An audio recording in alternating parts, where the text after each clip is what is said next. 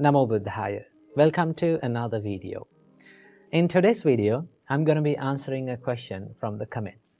So the question is, please tell us how to be mentally strong. We need it very much. So let's talk about this today.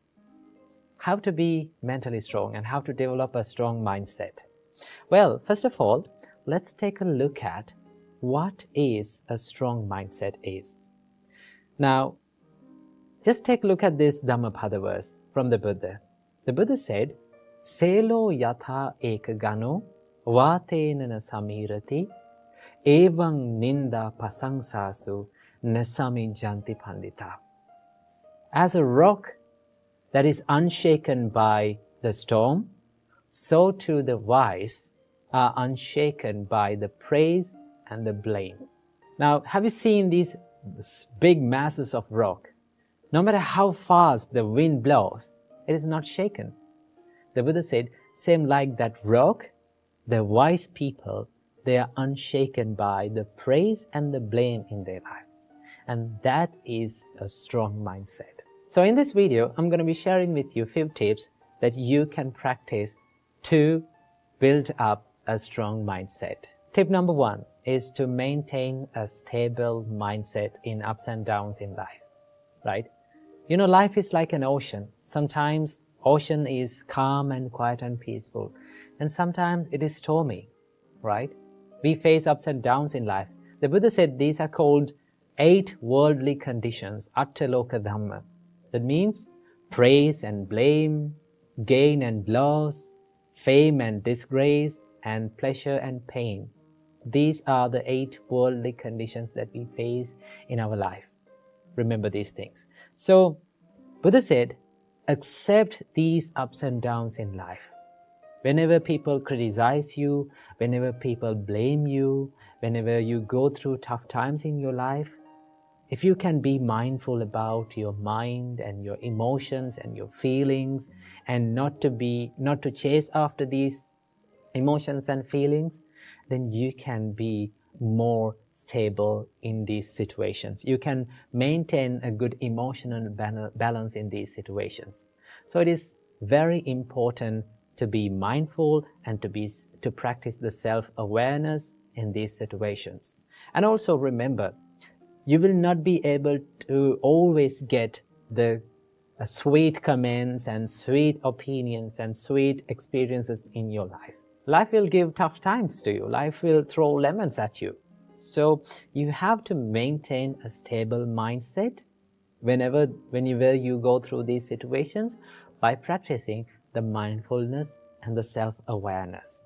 Remember that. Tip number 2 is to build the resilience inside the mind.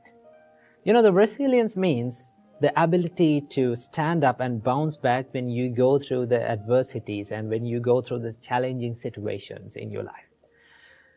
To practice this, one thing that you have to know and one thing that you have to understand is that what is in your control and what is not in your control.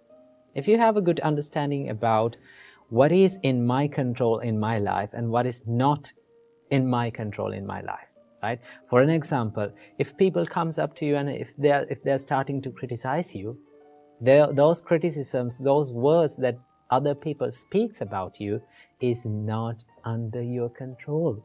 But what is in your control is your reaction to them. It is always a choice. You can think about this like, should I become angry with this? Should I take this negativity? Should I share this negativity with them and be negative as them? If you can question like that, then you're not ready to take that negativity. And also remember, having a strong mindset does not mean that you're falling down and you're feeling hurt and you're feeling down. Having a strong mindset means you can stand up as soon as possible when you go through these tough situations. You can quickly stand up and you can quickly retrieve back to the normal situations in your life. That is called the resilience. So to practice this, you have to have a good understanding about what is in your control in your life and what is not in your control. The experiences happens to you and the things that people say to you other people's opinions, other people's thoughts about you is not under your control. But all the things that is inside your mind, your opinions about them, your reaction to those experiences, totally under your control. So if something is not under your control, you don't want to worry about it because you cannot make any change about it. But if something is under your control, definitely you can make a change about it. You can change your choice, but not others. So remember that. And also you have to cultivate a problem-solving mindset. If you're easily panicked by the problems, or if you're easily triggered by the problems, then it is not easy to solve the problems, right? But if you can maintain a calm and a peaceful mindset, even when you go through the problems or tough situations in your life, then it is very easy to go into the roots and solve the problems. Sometimes we take the problems as ourselves. Like we think, we are the anger, I am this problem, why is this happening to me, right? Remember, everything that happens to you will be impermanent. It is not a permanent thing, right? It will be changed one day. So what do you have to do? Keep that problem aside and try to dive into the roots of that problem. Ask from yourself, why this thing happened to me, right? What is the reason for this, right? What is the real reason for this? Where did I make the mistakes? And go to that problem, go to the root, and then you can solve that problem. That is how you build up a problem-solving mindset. And finally, tip number 3, last but not least, you have to practice a mindset of self-love and self-compassion.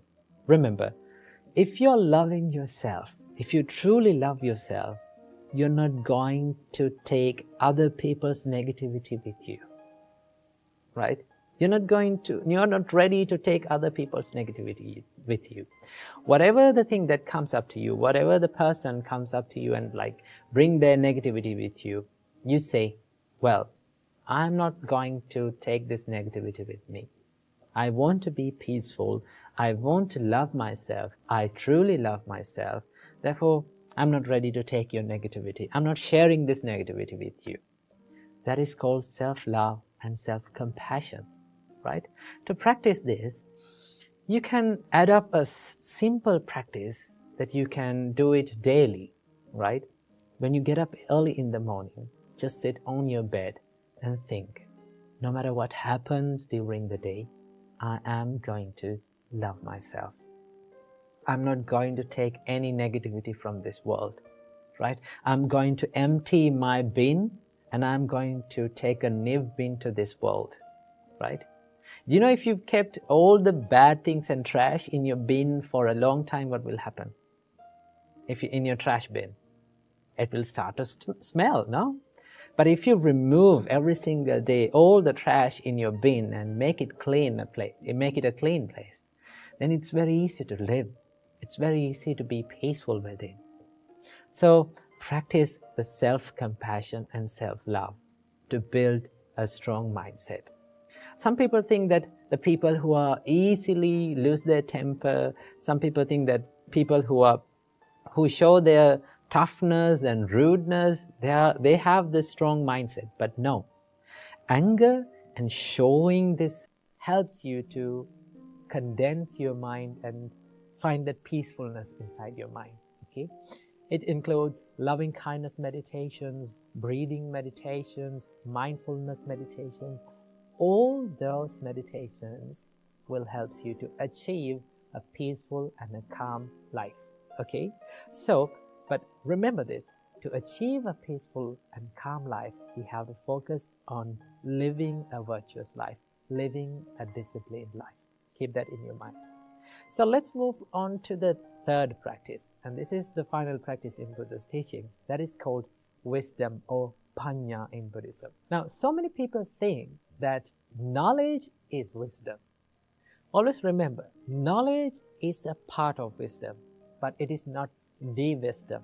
Now, Buddha explains that you must achieve wisdom from 3 means, from 3 types of wisdoms. The first type of wisdom is called Suttamaya Panya. Suttamaya Panya means the wisdom that is gained through learning. Okay, you can learn, you can read, and you can listen to sermons, right? That is called the knowledge. Of course, wisdom has a part of knowledge. And also the second type of wisdom is called Chintamaya Prajna. Chintamaya Prajna is the wisdom that is gained by wisely reflecting. Okay, the wisdom that is gained by wisely reflecting on what you have learned, the reality of your life. When Buddha teaches about the reality of the life, when Buddha teaches about the impermanence and the reality of all the things, you have to wisely reflect on it. Okay, you have to think upon it. And once you think and once you wisely reflect on it, you gain the wisdom. You gain a deeper understanding.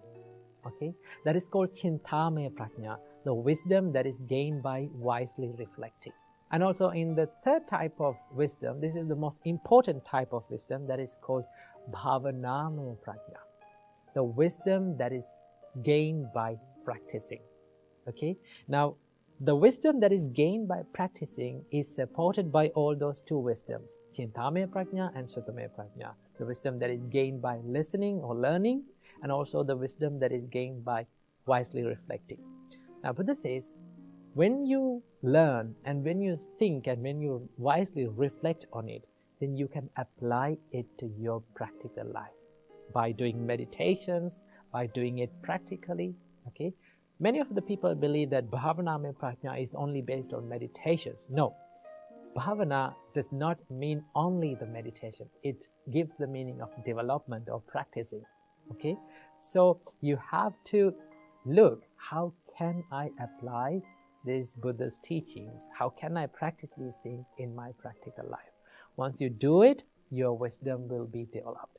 That is how you practice the wisdom in Buddha's teachings.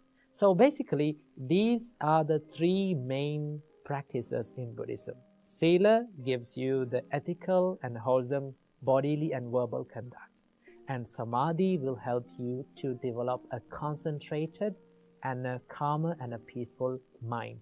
And Prajna gives you a deeper and a wiser understanding about the reality and our existence and all the experiences that we go through in our life. Once you practice these three practices, you will be directed. Your life will be focused on liberation. Your mind will be well prepared for the liberation and to a deeper understanding about the life. So these are the three practices that we practice in Buddhism. Try to practice these things and try to apply it to your practical life. Wish you all happy and a peaceful life. Namo Buddhaya.